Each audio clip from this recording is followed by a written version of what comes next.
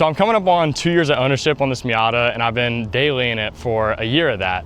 So I figured I'd just share my experience for anybody who is thinking about possibly buying a Miata. Also, I have a cop rolling up right now, I don't know. The first thing that people are gonna notice when they see a Mazda Miata is the size. This car is one of the smaller size cars on the road today, especially with all these other cars getting so big. Another thing that you're gonna wanna account for is if you're tall like me, which I'm not even that tall, I'm only 6'1", is the leg room. There's a lot of people that do seat modifications, which I might do in the future. So I installed an NRG quick release and an extended hub adapter. I lucked out and got this whole setup here for about $80, including the wheel and both hubs. But I would say this has made the biggest difference in the car for me. Another thing you're gonna wanna think about is the headspace, because you're not gonna be able to have the top down all the time.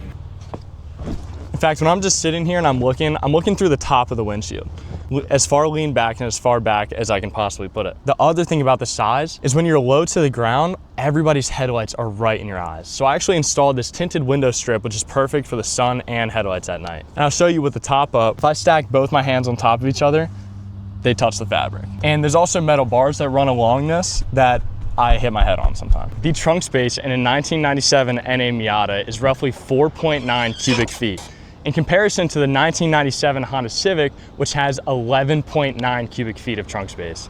So if you're looking for a lot of trunk space, this just isn't the car for you. It's always been enough space for just one person, but if I were to bring another person, there's no way I can make it work. Obviously, the biggest benefit of having a small car is being able to merge easily and park anywhere you want. The fuel economy on these cars are pretty good too, and I think it being small and lighter plays a big role in that. Also, so you're not just getting the opinion from me, I'll let you hear from some of my friends who have owned Miatas in a bit. Okay, when it comes to comfortability, I gotta say the Miata is not the most comfortable, especially if you're lowered on stiff coilovers and have small wheels like me. So other than the space causing a big issue with comfortability, overall the seats are actually really comfortable and they don't give me a lot of problems like other cars. They also hold you in place pretty good with these leather seats. So the comfortability is not too bad. Obviously it's a ton of fun and it handles like a dream, but I wouldn't relate it anything close to a couch or recliner like a Grand Marquis. That's probably the most comfortable car I've ever ridden in. On long drives, the seats hold up really good. I have the leather seats package. Obviously when you're sweaty, you slide around a little bit and you know, when the top's down, you're gonna sweat. Especially if your Miata's stock, those are pretty comfortable. It really becomes uncomfortable when you start modifying. I guess that's like any car. Another thing that people obviously are gonna care about when buying a daily car is the reliability. So far in my experience, everything has been absolutely great.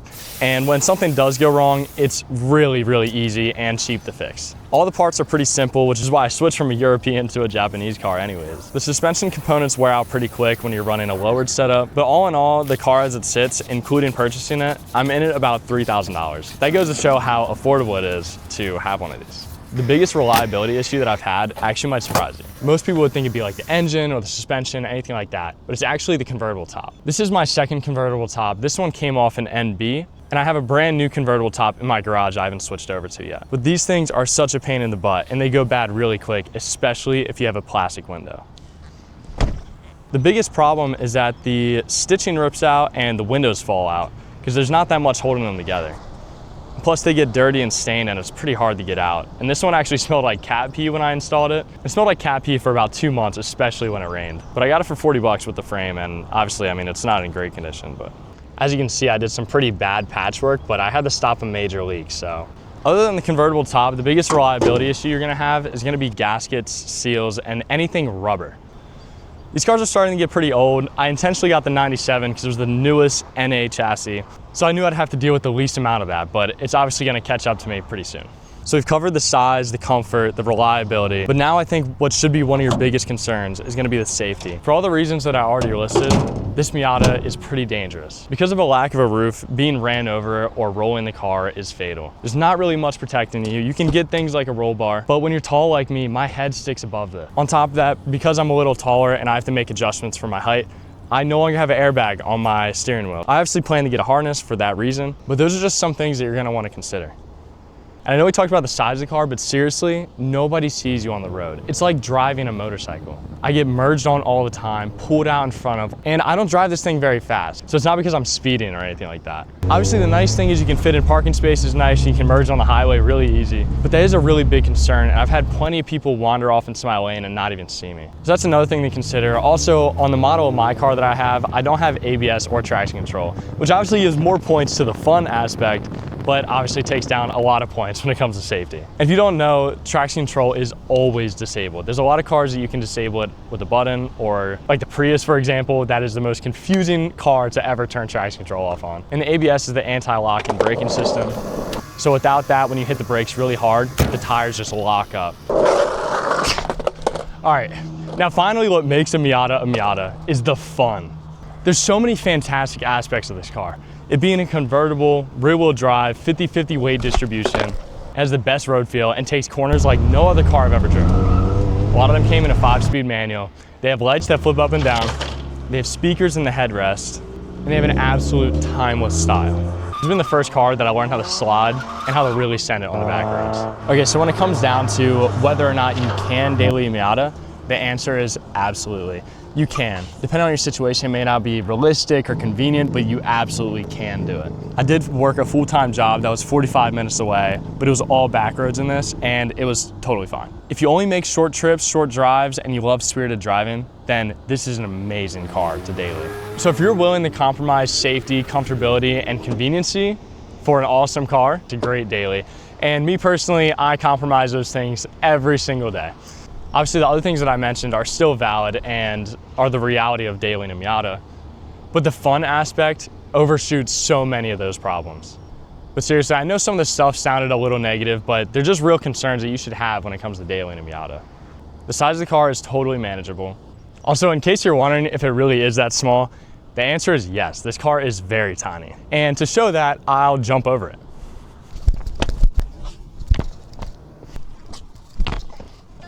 Oh yeah, I'm totally good, thanks. Okay, just checking. Yeah, no, thank you. I'm just filming a video for the car, so yeah. Oh, it's a nice car. Yeah, thank you very much. Of course. Have a good weekend. You too, thank you.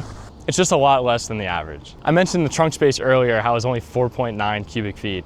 A modern Civic is 15 cubic feet. And the reason I mentioned Civic is because that's also a small car. And the only thing that's not that fun is driving on the highway. Gotta be honest, that kind of sucks. And I actually didn't even really like these cars until I drove one. And that's what made me realize that there's two types of people. There's people that love Miatas, and there's people that have just never driven one. So I'm obviously letting my friends give their opinions on these cars too. Mine personally, this is the absolute best second car. When you have another car that's really comfortable and safe, that makes the Miata the best car to own. I'm telling you, the Miata is the absolute most fun, best car to own when it's not your only car. So when I'm gonna say daily, I'm gonna say it's very doable. It's just not comfortable or convenient. And great road feel and great cornering, then yeah, this is absolutely the car for you. If you just need to go there and back from school or work and you're not driving over an hour, then yeah.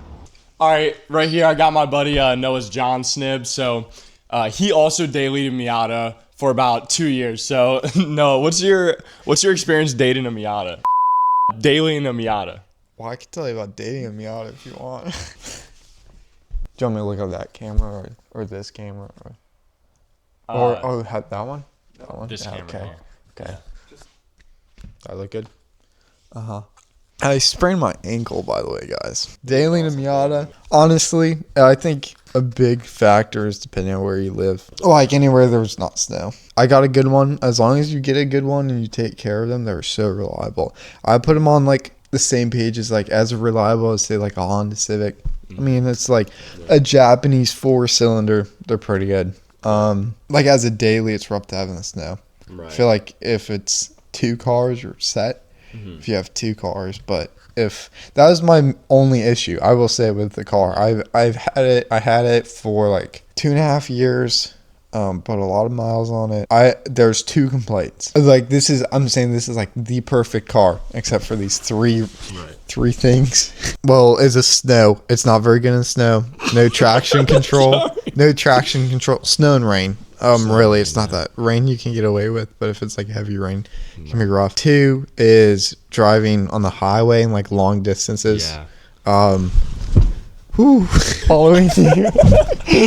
So, and then I would also say, dude, I need to get a mic like this. This is fun. It's so nice. Like when you're going on the highway and you're going like 70, it's like 4,000 RPM. And then the last thing would be, and I don't like how they look if they're not lowered, so I'd have to lower one, and it's rough to get around and get down driveways and stuff. Other than that, such a great car, such a great first car and good car to work on.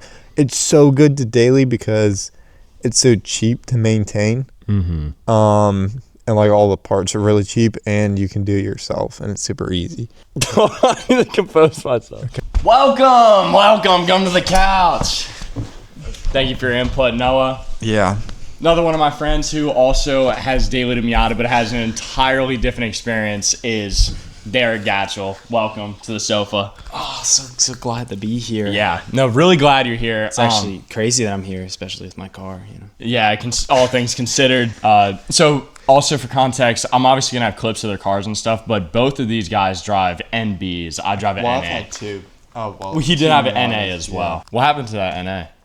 I sold it. Watch the interview. Would you recommend daily in a Miata? If you get a good one, yes. And who you're getting the car from, how they took care of it before you, how you take care of it. But overall, Miatas are very good, enjoyable cars to drive to it, and you'd enjoy it.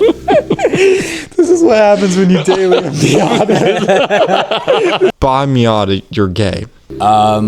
Favorite part would probably be the fact that it was a manual. You could just hug on the road and just fly around. Least favorite part was how much my ego did go down because I would get stuck on the side of the road. I know last year it was about like six times. So you had to get towed. So like you've done the most to your car out of all of us. So in terms of like reliability, like what would you speak on reliability with the car? It's most what are your thoughts? user-friendly entry-level technician / mechanic type ordeal. So what'd you have to do to your car?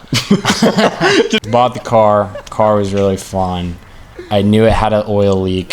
I thought I knew how to fix it. Didn't really know how to fix it. Made the oil leak worse. Didn't know till way later that I made it worse. Basically started leaking a lot of oil, and then I was stupid and made a lot of money decisions on making it look cooler than fixing problems. And basically over time, I knew at one point I took a trip. I burned 14 quarts of oil there and back. It was an 8-hour trip. Going on a drive with some friends, and I know I was low on oil. I'm going to do a donut. So I did a donut, and then I threw a rod. Well, not a rod, just a bearing. And so I got terrible rod knock. Insert clip.